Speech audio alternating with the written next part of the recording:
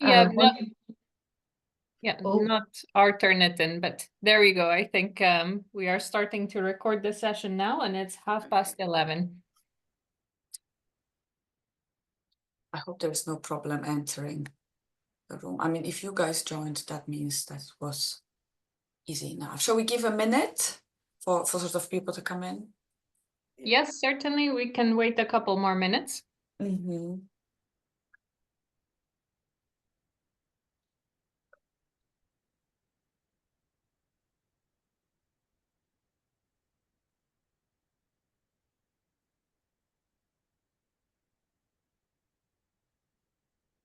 There's anything I can navigate.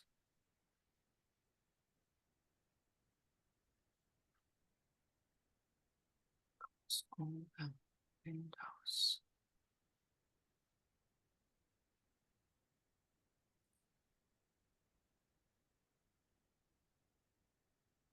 We should have quite a number of students from my course, MSCs. So there might be a range of. Hello, Dr. Zidi from MIT, visiting at Cambridge. Yeah, you were talking about new education. Yeah.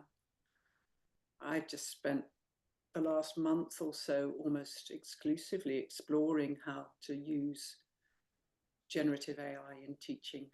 Mm-hmm.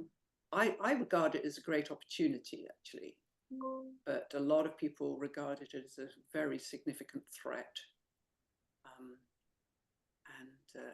Maybe that's something people would be willing to ask towards it threatened lots of things. Hello from Istanbul, Selçuk. Very nice. I don't normally have time. Shall we introduce ourselves? Sorry about that. No, it's fine. I'm a PhD student at Heriot-Watt University, off campus from Istanbul, Turkey. Oh, nice. We have a wide range of, I have my colleague is here, Kamir. I can recognize some names. Yeah, some other colleagues from Heriot-Watt. Lovely. I think we can probably start introductions. I'll stop sharing the slide. I will welcome Carol now, and as people are coming in, I think we'll just be starting with a little bit of breaking the ice. Okay, good afternoon, everyone. Nearly half an hour to go on this beautiful sunny morning here in the UK. Hope wherever you are, also the weather is quite pleasant. We have a special guest today as part of our Global Changemakers Series, today online, which I think is quite good for our campuses in Malaysia and Dubai to join, but also colleagues from other institutions, Judge Business School, and we have people from Sussex joining, and many others. So thank you for joining. Today's talk is on crypto, and Carol is a person who has been voted a female quant of the year by sort of European I think body or US body, but female quant of the year 2024. She has been a quant of Wall Street in 2022. She held numerous posts. She's not only an academic, but she's also an industry expert, and she has managed to lead that dual career for a long time. She's also a visiting professor at Peking University Business School, sits on the Research Council of Exponential Science Foundation since July, and this is actually when I joined Heriot-Watt, coincidentally. She has also edited Journal of Banking and Finance since 2013, and throughout her career... I only did that for 10 years. Yes, for 10 years. All the editors have to resign for 10 years. You have designed, implemented mathematical models, pricing, trading, hedging, risk assessment, and maybe you will talk a little bit about that when we get into the industry experience. You are a sole author of the book titled Market Models and the 4-volume textbook series Market Risk Analysis. And you have a book, I think the latest, Corruption and Fraud in Financial Markets, which was edited with Douglas Cumming. I think we will dive into some of these specific sort of items as we go along, but because we are talking about the future of crypto, I thought it would be very, very nice to have a little bit of an idea with BSc in mathematics and experimental psychology, and then PhD in algebra theory in University of Sussex. You have a background in mathematical economics and econometrics from LSE as your further sort of degrees. How did all of that led to the career in fintech, and what specifically then drew you into crypto? I guess that will be the beginning of our talk. Thank you. Okay, well, thank you very much, Patty, for inviting me.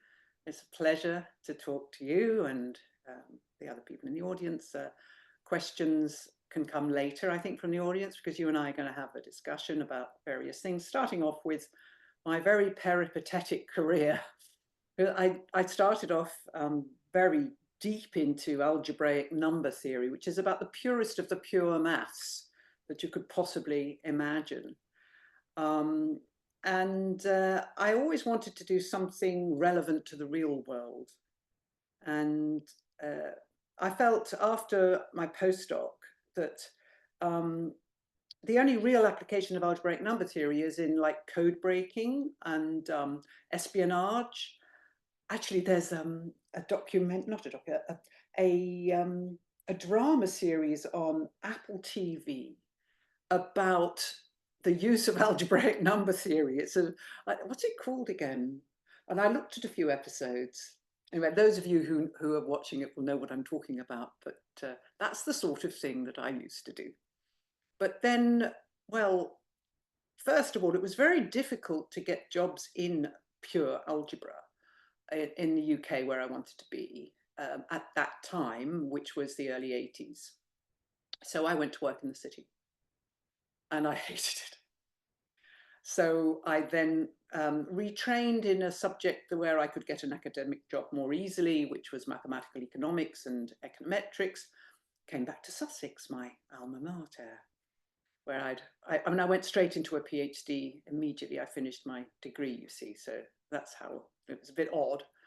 And I wanted to do something relevant. And in 1987, when there was the crash, global Black Monday crash in stock markets, I saw the effect it had on the global economy. Everywhere went into recession. And I thought, I want to go into risk management, because if banks have better risk management, then we won't have these awful stock market crashes. So much of the work that I did was oriented towards risk management for a very long time. And also working in the industry, also in the Professional Risk Managers International Association, I did create the syllabus for qualifications and standards and that sort of thing. But I became very disillusioned eventually with the ability of risk managers to change anything, because they don't have a seat on the board. And, you know, they're just chief risk officer is simply answering to the board. It's not a profit center. And at that point, that was the time when Bitcoin started. And I listened to a talk that a friend of mine gave at a supper club, introducing this strange thing called Bitcoin. And I was fascinated. And then just one thing led to another. I discovered Ethereum, which until recently, I've become recently disillusioned again with decentralized finance.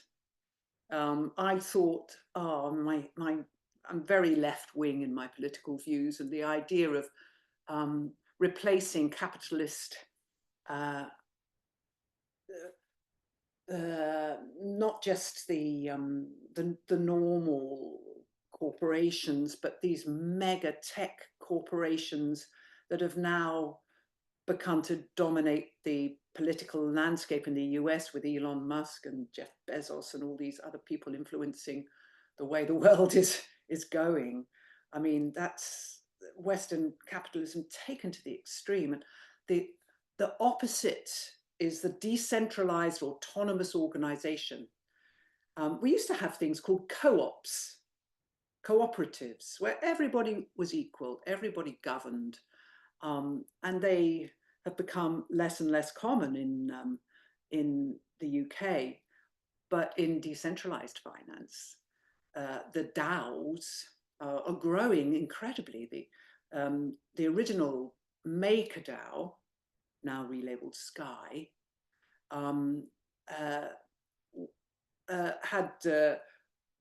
had growing pains initially, I have to say. There was a massive hack, but it's recovered. It's still the most prominent DAO, and there are DAOs everywhere.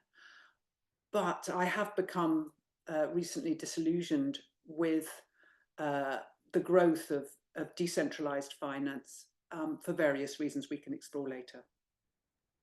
So now that you've touched a little bit on how fascinated you became, I wanted to hear a little bit more about the cryptocurrencies, and we might have people who don't really know what that term means and why people use it in the first instance. So if you were to tell someone who is a complete layman, maybe not even in specifically in finance economics, how could cryptocurrency be used? Yes, you see, there is a lot of problem with terminology, and cryptocurrency is the wrong terminology. At the beginning, people were confused because it's the same name, Bitcoin, for the blockchain and the native token. That's the correct term, native token, for Bitcoin. Little b, I distinguish with capital. So the Ethereum blockchain has a native token, Ether. It's not the same name. And nevertheless, Solana blockchain has a native token, Solana, or abbreviated Sol. So, and Dodgy Coin, again, that's the same name for both of them. It's only Ethereum that has a different name, little e, Ether, for the native token, and capital E, Ethereum, for the blockchain. So it's very, very confusing. And this term cryptocurrency will eventually go away because the correct term is crypto asset, if you want to make it clear that the token you're talking about, because token's a general term. You can use tokens for lots of things. Yeah, you can gamble with tokens, or chips that you go into the casino, that's a token, etc., etc. But the use of token, that word token, in the language of decentralized finance means a crypto asset, and they come in lots and lots of different forms. You may have heard that Gary Gensler, the ex-chair of the Securities and Exchange Commission in the US, who stepped down on the day of Trump's inauguration to make a point, and who was trying to regulate this space through litigation, another thing we can explore later why he had to do that. He was trying to classify most things as a security. In other words, a stock or a bond. A security is a stock or a bond. And the Securities and Exchange Commission in the US is very large, much larger than the Commodity and Futures Trading Commission, 10 times larger. But they regulate different things. The CFTC regulates futures and options, derivatives, and commodities. And the SEC regulates securities, bonds, and equities. So that's why we're trying to classify these things as equities. There's something called the Howey test, which can be used. We've got somebody with their hands raised, but we can take that later. The Howey test, which is named after a senator, Howey, who brought a successful case about the lemon growers or orange growers and things. I haven't got time to go into detail about that, but he was trying to apply that unsuccessfully. And so some of them are actually securities. There's a whole class of, it's called the token offerings, crowdfunding. Instead of having to go to a bank, or instead of having to be to get a loan, or instead of having to be a very large corporation that's got 5 years of financial statements and eventually goes through the very expensive and lengthy process of issuing shares through an initial public offering, which is only open to some much larger corporations than my daughter's very small startup. Not that she has one, I'm just using that as an example. But even very, very small startups can get money from crowdfunding. Yeah. And one of the best ways to do that is to link your firm's output to a crypto, not currency, a token. Okay. And these are security tokens because very often they're usually security because the holder of the token has some rights on my daughter's startup, you see. So it's just like a stock or a bond. So they are securities, right? There are other tokens that are much more like commodities. For example, these native tokens, Bitcoin, Ether, Solana, Dogecoin, these are necessary, and we also call them gas, as in petrol, as you know, for running a car. And these tokens are necessary if people want to use Ethereum to automate processes through something called a smart contract. This is happening more and more. This is what we call, you know, the growth of decentralized finance is happening mainly on Ethereum and Solana, and these other specialized blockchains, not like Bitcoin. These specialized blockchains were developed much later than the Bitcoin. Of course, that was the first. And they are specifically designed to, for example, allow banks to do automatic interest rate swaps without all the expense of hiring back office processing to do the settlement of payments. It's all done automatically through computer code called a smart contract. Or, for example, not just in finance, but in the global economy, for example, international trade, the supply chain that, for example, I buy a washing machine from Germany and it involves so many intermediaries because you've got the exporter from the factory to has to use a logistics firm to take it to the port. You've got the port authority, you've got the shipping, all the people involved with shipping, the insurance companies, and then you've got the same the other end once it gets to the UK, and then the exporter and the importer have to use banks for letters of credit. You've got about 50 different intermediaries, and now it's all automatically done on a blockchain. So it's so quick. I think that brings me to a question that I was about to ask actually. Crypto, a broad term of digital currencies, and now we use this blockchain technology for securing these transactions, decentralized transactions. And how would you be able to explain, I know it's a longer conversation, but how actually blockchain works? You've touched a little bit on how finance managers could use it in their daily life. Is there an easy way to explain? Yes. Smart contracts are just different types of transactions. Everything's a transaction. We just call it a transaction. Whether it's just transferring a payment from Bob to Alice, we use these terms in computer science, you know, Alice, Bob, Carol, Dave, Eve. Eve is the evil one, right? The one that tries to interfere with things. But, you know, if Alice and Bob can send each other I can send you Ether on Ethereum in a transaction, okay? And if I want to send Ether on another blockchain, then I have to wrap it up and make it compatible with that blockchain. It's like wrapping it in a sweet. But okay, the question you asked is how do blockchains actually work? And the easiest way to explain that is through Bitcoin. This old-fashioned, it's only a toy example of what a blockchain could be. But I always start when I teach about blockchain with the Bitcoin blockchain, because in a way it's the simplest, but very few blockchains operate the same way as Bitcoin because Bitcoin uses up so much energy. We can get to that later. let's explain how it works. So,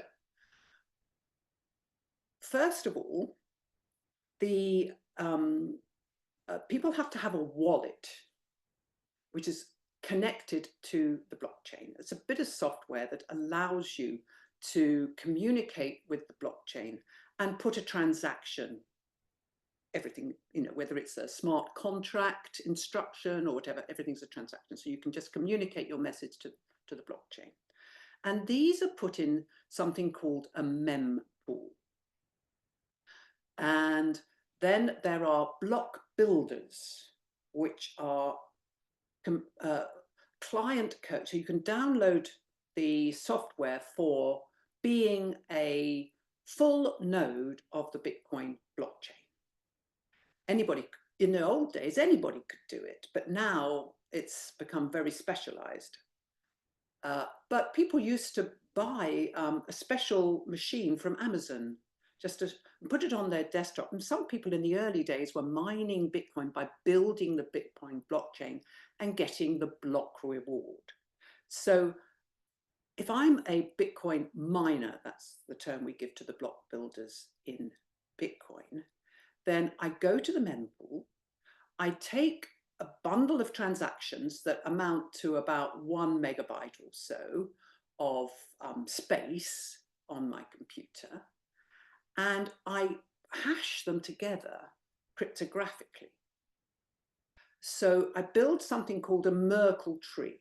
So every transaction is translated into a hexadecimal number, a single hexadecimal number, using a hash function. I'll just give you a quick demonstration. So let me share my screen. And if I just go to SHA-256, that's the generator that, let me just generate a SHA-256 hash. So I can put anything I like in here, okay? Ooh, where are we? Perhaps I put too much there. Okay, anything at all. Images, anything that can be put on a computer, of course, can be translated into binary, zeros and ones, because that's what computers operate on, binaries. Yeah, that's why that's how we measure the size of things. It's megabytes. A byte is 8 binary digits, right? And megabytes is a million bytes. Right. So now I'm just generating here this hash function here. Okay. So this is the hash function generates this output, which is a hexadecimal number, not a binary number. You can have numbers to the base 2, which is binary, 0 or 1, yeah, and you can convert any number into a binary number. For example, 8 is 2 cubed, and so 8 is 0, 0. Okay, too much detail, but you can convert anything into binary. You can also convert anything into base 16, which has got not just 0 and 1, but it's got 0, 1, 2, 3, 4, 5, 6, 7, 8, 9, and 10 is called A, B, C, D, E, and F. So those are the digits. And these ways of converting into hash, I changed something here. Watch, I'll just change a little thing there. I've just added an exclamation mark. And this whole number completely changes. That's completely different to what's called the avalanche effect. It means you can't reverse engineer it. Knowing this, you can't find the message. That's the cryptographic part. Okay. There's lots of other properties of these hash functions. SHA-256 is a very early one. But basically, all the information, it could be a video, someone once uploaded as a transaction a video of their child being born, is just converted. However long it is, doesn't matter how long it is, it's always going to be a 256 binary, which is a 64 long. There are 64 digits here, okay? And that's a hexadecimal number. So everything, all transactions are just made into one of those. And then you pair them. So I could take this one and pair it with another one. For example, I could copy this, put that there, right? I could hash it again. In fact, I could do the hash twice, or I can combine two hashes and I can merge them into another. So they never gets any longer. So this is called a Merkle tree. You pairwise hash them together until you just get one hash, which is something that looks like this, which is called the root hash. And then, by the way, this will include my fee, as if I'm the winner of this game I'm going to play, I get money. I get the block reward because my block is then added to the chain, and I used to get 50 Bitcoin, but every 4 years it's halved. So now I only get 3.125 Bitcoin, but it's quite a lot given the price of Bitcoin. You know, it's like $300,000 if I build a block, and blocks are designed to be built every 10 minutes. It's very slow. You know, it's just a toy. Having a block every 10 minutes, how can you actually really use that? Ethereum is going for 100,000 transactions a second now. You know, Ethereum will be rivaling credit card payments. That's the whole point of building it like this, so that we can use Ethereum like we use Visa and so forth. Anyway, so you end up with this hash at the root. And then the previous block on the chain has got its peg. It's like you know, those blocks you can, like Lego blocks, you can build one on top of the other. Each block has got a peg. And the previous block has its peg, which is one of those. So I hash the Merkle tree hash with the block hash and get another one. And then I start playing the game. I have to try to find, by trial and error, another one of these, which when hashed with these other two hashes, the previous block hash and the Merkle root hash, gives me one of these that starts with lots and lots and lots and lots of zeros. Now the chance of that, I mean, the chance of getting 1 0 at the beginning, I mean, I could generate again and again and again, and do I get a 0? I don't know. The chance I'm going to get a 0 in this very first position is 1/16, because there are 16 digits. The probability that I'll get 2 zeros is 1/16 squared, in other words, 1 over 2 to the power 8, and so on and so on. So the chance that I'm going to get all these being zeros is ever so small. It's minuscule, okay? And that's why I need a special machine. In fact, I need warehouses of machines nowadays, because everybody's trying to do it. I'm competing with other people to be the first one to get lots and lots of zeros, okay? So when I've done that, I'm the winner, and my block gets added to the chain. And the one with lots and lots and lots of zeros that I produced becomes the previous block hash that is now the peg that other blocks are built upon. That sounds Complex. like a complicated game.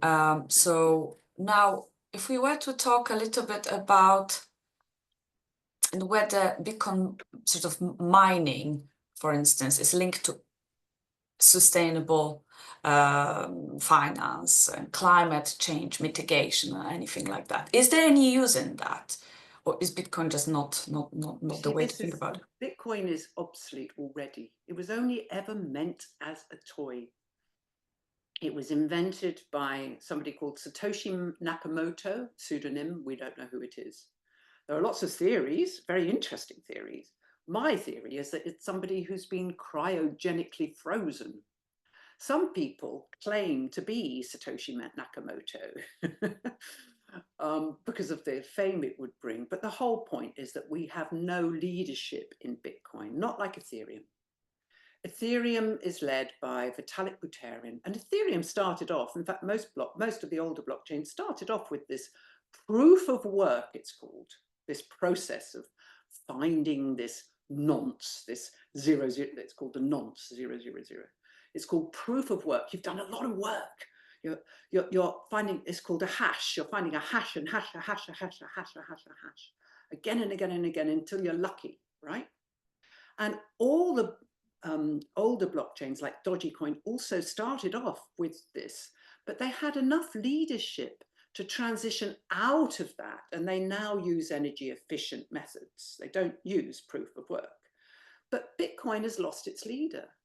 The Bitcoin network is one of the largest networks. The nodes, the block building nodes, you know, so many of them, the hash rate's going up and up and up all the time. And the hash rate is the number of hashes people are producing. And that's the electricity cooling all those machines because they generate a lot of heat.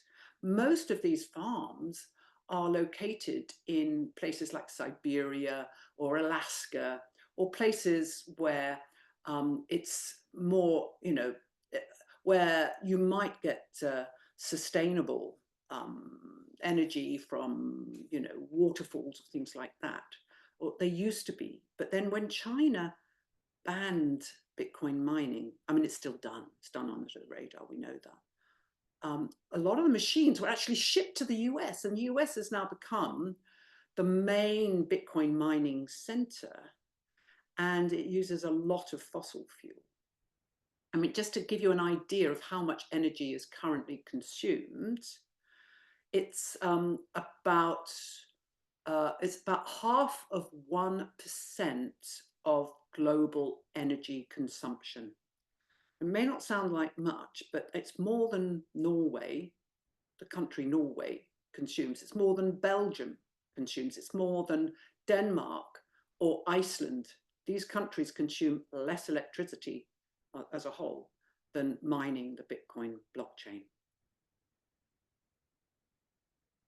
So now maybe obviously trying to avoid politics into all of this, a lot of debates and a lot of teaching that I do, let's say, in sustainable finance and things related to banks and what's happening in ESG spectrum at the moment.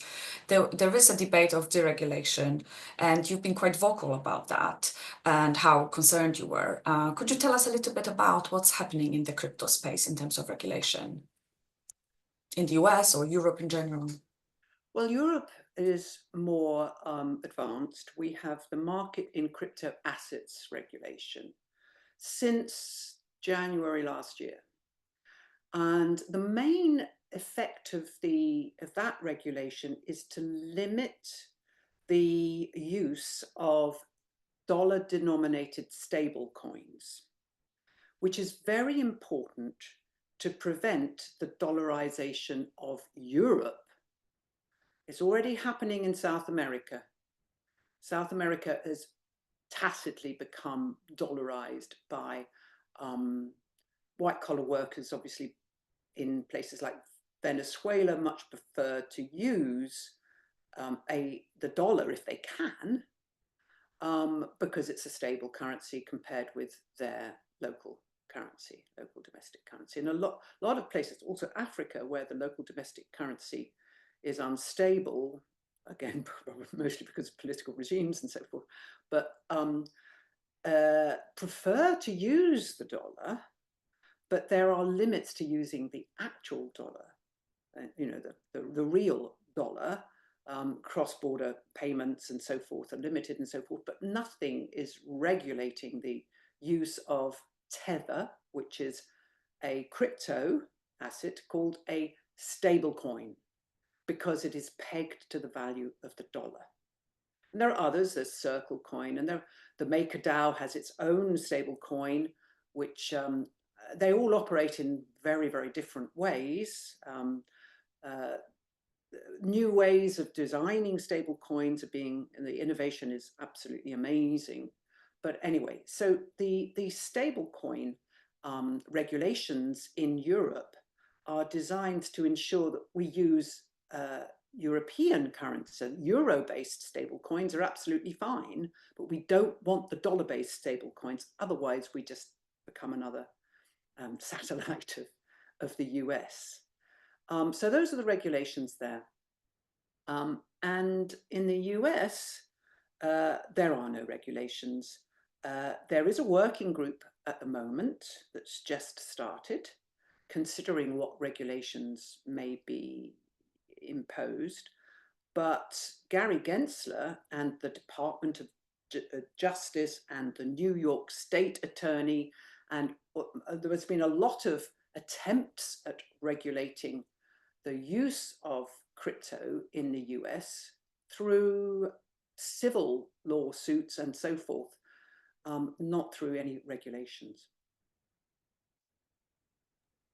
Okay, so that's It's very dangerous. I mean, I'm quite an advocate of regulation, because the ordinary people, like you and me, or more likely vulnerable young men who are more risk-taking than young women tend to be, or people have lost their life savings. So many, I mean, I've come across so many people that have been made bankrupt because of the way these things are traded on the centralized exchanges as opposed to decentralized exchanges.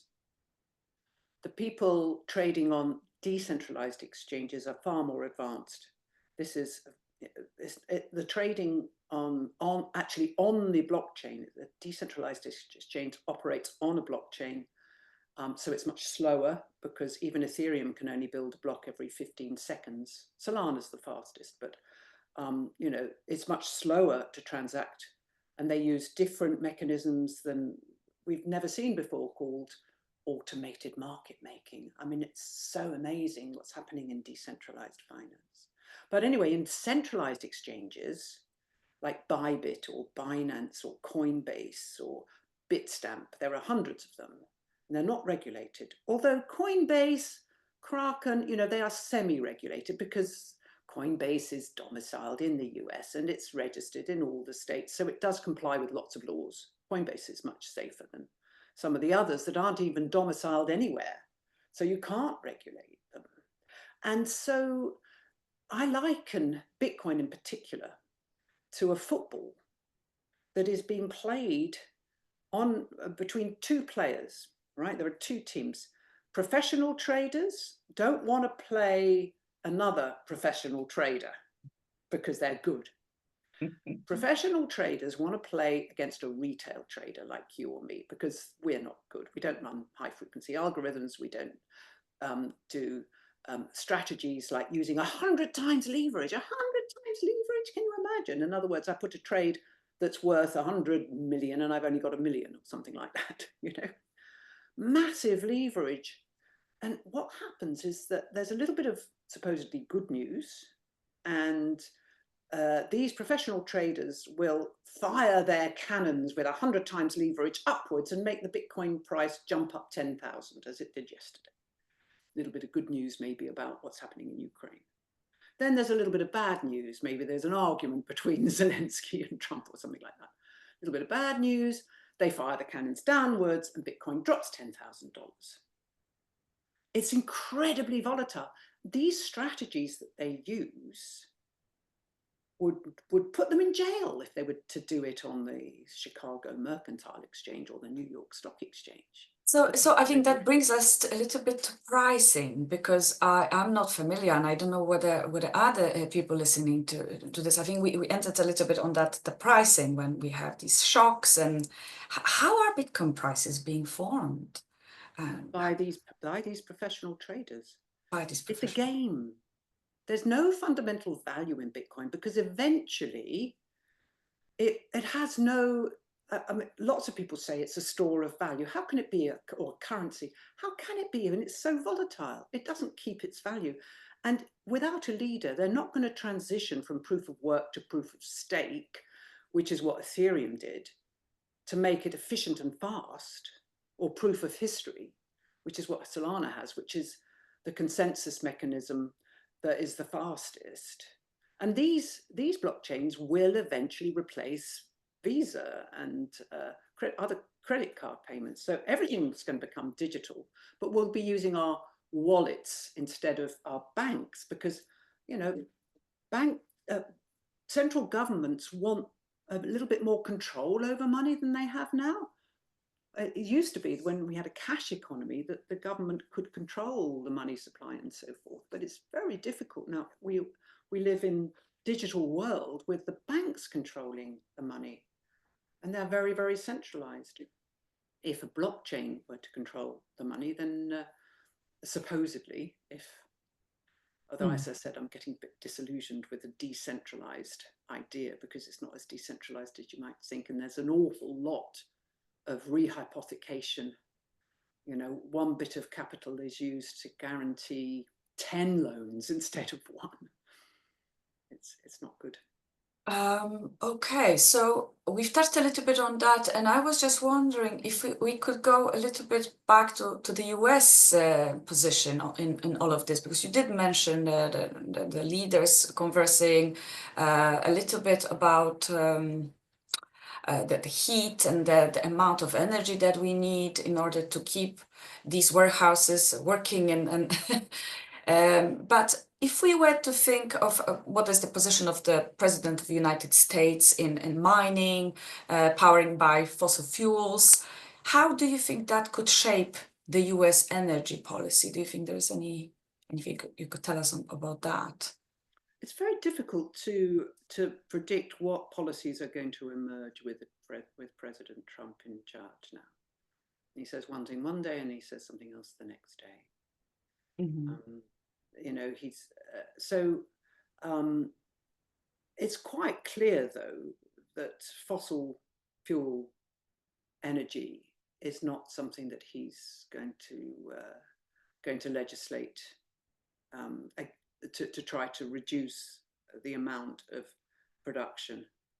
I mean, he says, you know, burn baby burn. He's all for using all the oil in Texas and not putting resources into sustainability at all, as far as I can see. And Bitcoin is just one part of that. It's a big consumer, as I said. It uses as much electricity as many countries, or more electricity than some. But he doesn't seem, although he does recognize that regulation is required in crypto in general, he doesn't seem to see the need to regulate the production of Bitcoin using fossil fuels. Thank you very much for this. We have a couple of questions relating to the actual crypto and layering options, and I wonder if this is the time where I could ask them before I go and maybe quite ask. A lot of questions, I see. Yeah. Yes, I was ask a couple of them to be cautious of time, but I wanted to ask a little bit about maybe career choices or coaching, mentorship. So perhaps let's go to the content first, and then we can finish off on a little bit less sort of complex issues. So I think there is a question about whether the advent of quantum computers will disturb the crypto markets. Question from one of the colleagues. Well, yes. I mean, quantum. It's not something I've thought about before, but you know, code breaking with quantum computers is getting more and more advanced, and so the production of a blockchain does have to rely on some sort of cryptographic hash function. I showed you SHA-256 there. This is a pretty old-fashioned one. In fact, Bitcoin uses SHA-256 twice. And I said, well, you can't, you know, the avalanche effects, you can't reverse engineer. You can't find the original message if you know only the output. Well, this is becoming less and less true. And there are, you know, a number of different cryptographic hash functions that are based on encoding using things like the RSA algorithm. Used to be very secure, but computing, not even with quantum computing, but that now is no longer secure. So we've moved to encoding using things like elliptic curve, ECC, elliptic curve cryptography, which is a lot more secure and more difficult to break. Nevertheless, quantum computers will soon be able to break the sort of elliptic curve that Ethereum uses. So yeah, there will need to be more and more innovation to make it proof and robust to advances in quantum computing. There's also a question about word hypothecation. Was used there. Rehypothecation. Yes, guaranteeing transactions and so on. Is this the same as fractional reserve banking in the more traditional sense, if you were to compare? Not really. Fractional reserve banking is where the amount of you have a bank account, and a certain amount of your bank account needs to be held in what we call risk capital. Okay, so the capital requirements, which are recommended by the Basel Committee for Banking Supervision, require banks to hold a certain amount of all the assets that they have, all the deposits from savers like you and their treasury and so forth, in easily accessible things like treasury bills and this sort of thing. And the rest they can gamble with in a way. They although now there has to be a separation between the retail side of a bank and the investment side of the bank. But investment banks can gamble in the derivatives markets. They can buy options or futures products, and try to make a return on their assets, particularly in a low interest rate environment, which is what we've been having for far too long.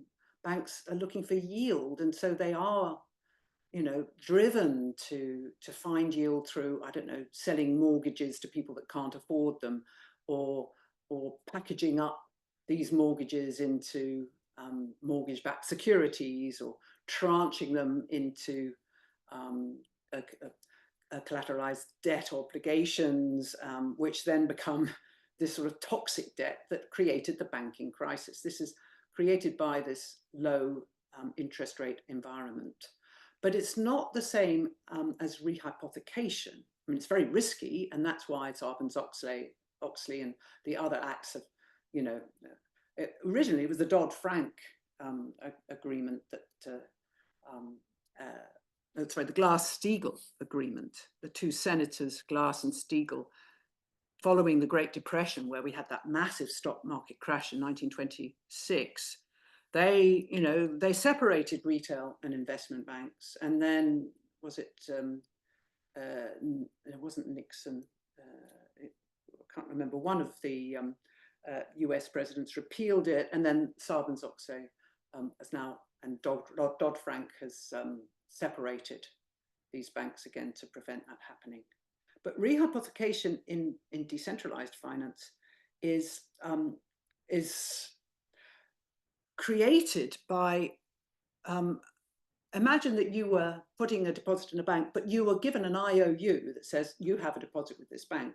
And then you could put that IOU to a lending company and say, I want to borrow more pounds because I've got this IOU, so you're going to give me more pounds, and then you deposit it back in your bank, and you get another IOU, and then you give it to this other company, and then you get more pounds, and you sort of go round and round this sort of magic money tree.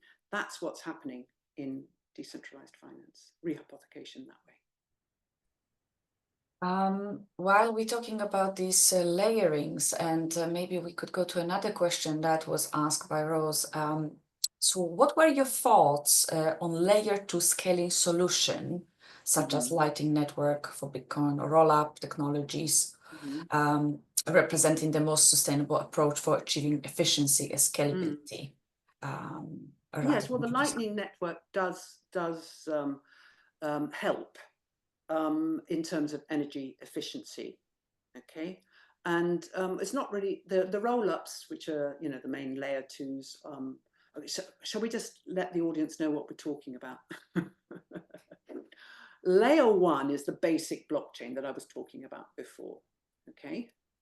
Layer 2 you can think of it like a motorway, this layer 1, right? Okay, and it carries lorries or cars, which are smart contracts that ride along, and that's why they need the gas to move along the blockchain, sort of thing. That's how I like to. And Ethereum is like this multi-lane motorway, which has got all these shards of different lanes. And Bitcoin is more like the M1, which has just got a couple of lanes, and it just goes like that, right? Anyway, so that's the layer 1. And layer 2 are solutions to problems in layer 1. And in Bitcoin, one of the layer 2 solutions is something called the omni layer, which allows Bitcoin to actually carry smart contracts. Actually, it can carry smart contracts. It wasn't designed to, but it can with this omni layer. That's a layer 2 solution. Then you've got the Lightning Network, which is another layer 2 solution, which solves the problem of, I can't use Bitcoin to buy a cup of coffee. Why? Because it takes 10 minutes for a block to be built.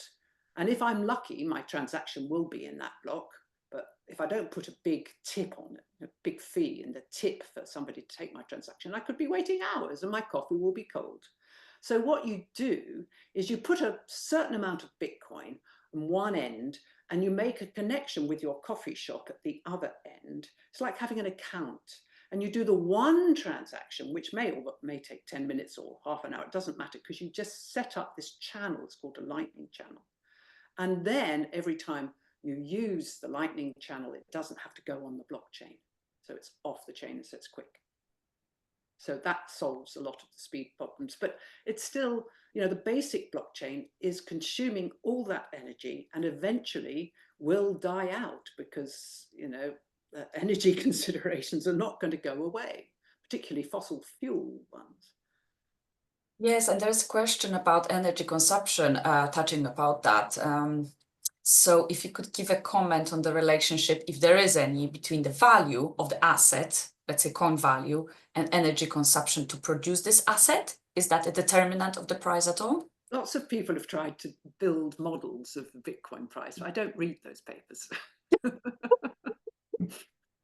No, the price that you see is completely dominated by professional traders playing a football game without a referee on these centralized exchanges, because these exchanges operate the same as other exchanges, limit order book. So they're very, very fast. I mean, shall I just show you what the trading looks like? Yes, that would be very, very good. We've got a couple of minutes, so. Okay, so, oh, by the way, just to show how much there is in terms of crypto, there are hundreds and hundreds of thousands of these coins. And that's not to mention things like non-fungible tokens. We don't have time to talk about that. Or, these are the rehypothecated tokens. These are the things that aren't real. They're sort of double counting because, anyway. So, but I was going to show you, so let me just see if I can show you Bybit. And I'm going to show you something called a perpetual contract, because these perpetual futures here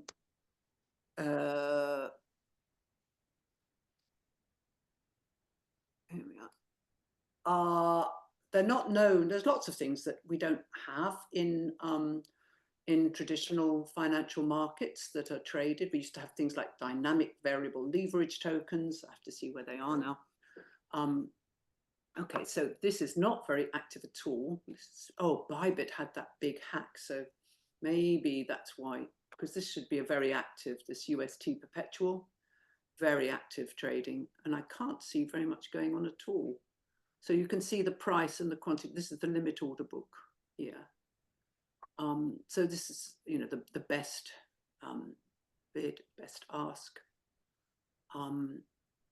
And you can see a trade is happening, once a second, something like that. Let me, obviously, once the 2 o'clock comes, trading activity jumps up because most of the traders are coming from the United States, but they're using virtual private networks to get around the regulations that Gary Gensler introduced. Let's have a look at, I don't know whether I can go on to Binance though, because in the UK it may be banned. Let's have a look. Trade. Let's have a look. One more thing I've got on there, but let's have a look here. Can I? No, I think I'm being blocked.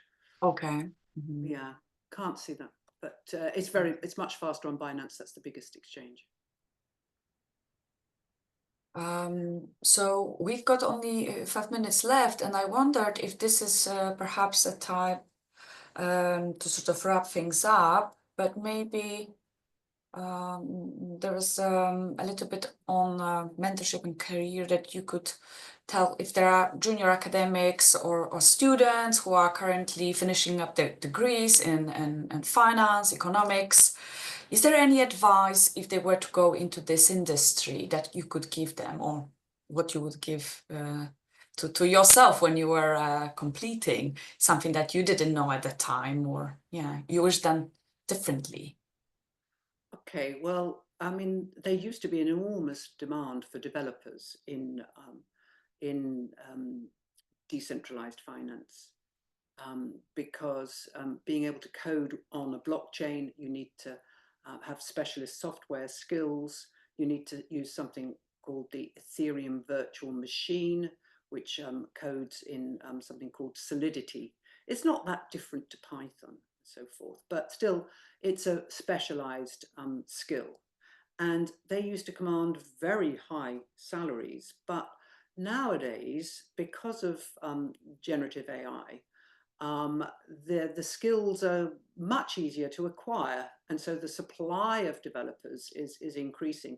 Now is the time to explore using generative AI tools, and there are many of them, to learn about programming in Solidity and so forth. And there are various places where you can do a little course, a little online course, and get some sort of certificate added to your CV, and that will get you through the door. But most of the firms that are looking for these developers will be quite small, like startup type things, which isn't always the best thing. On the other hand, large banks and other financial institutions are now getting into crypto big time, and they are developing new departments for people that actually really know about crypto. So, you know, go to that website I showed you. It was CoinMarketCap. Understand all about crypto.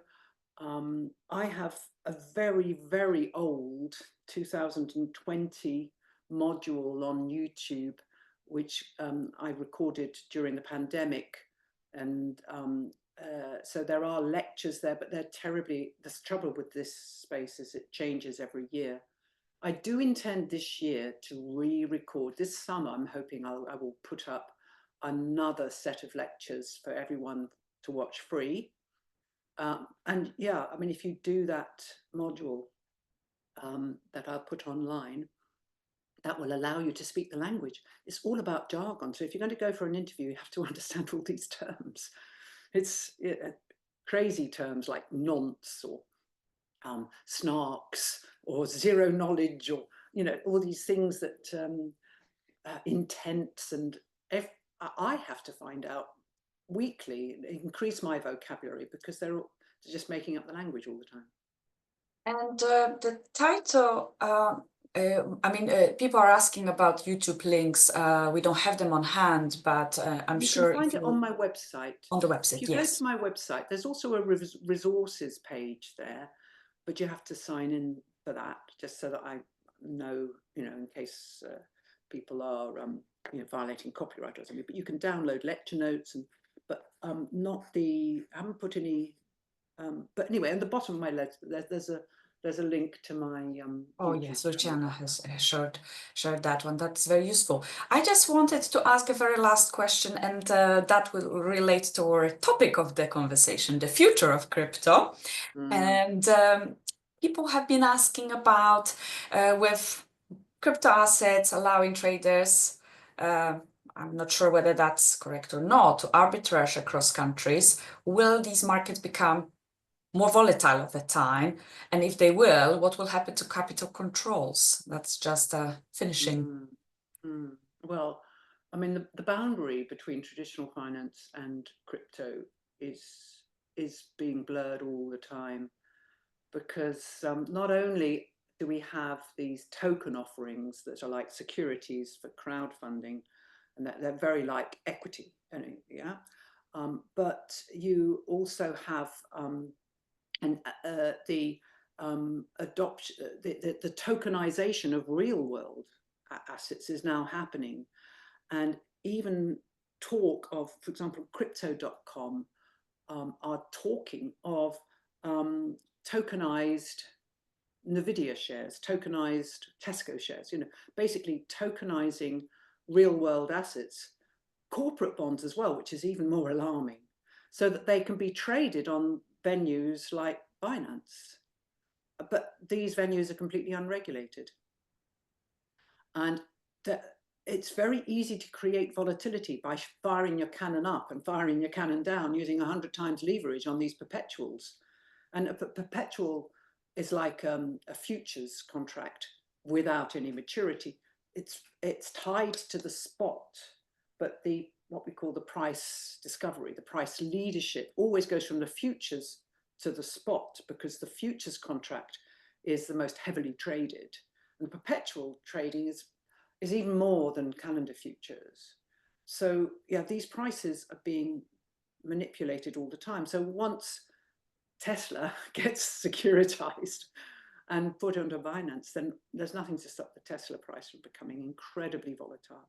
It's very, very worrying, and I don't know what's going to happen when that occurs. I think this probably is a good time to stop. And well, my sort of lesson from today is that we've discussed a football match with two teams without the referee. I've learned that the terminology has to be used well, adequately, and it is crypto and not cryptocurrency. So thank you for that.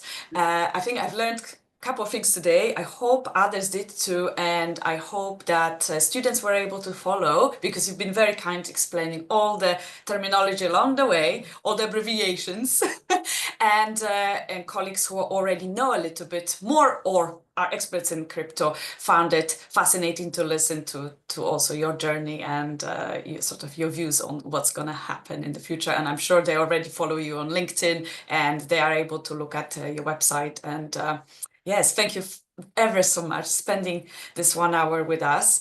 And we have recorded this, and I think if people want to go back and sort of review this conversation, that would be wonderful. Thank you, Carol. Yes, and very glad to see you. Thank you, Patty. It's been a pleasure. With us. Thank you very much. And I'm sure Luciana will be contacting you about the Global Challenges Changemakers series for other weeks. But this week, Women's Day week, actually, we close with Carol. And thank you very much for joining. Bye for now. Thank you. Bye.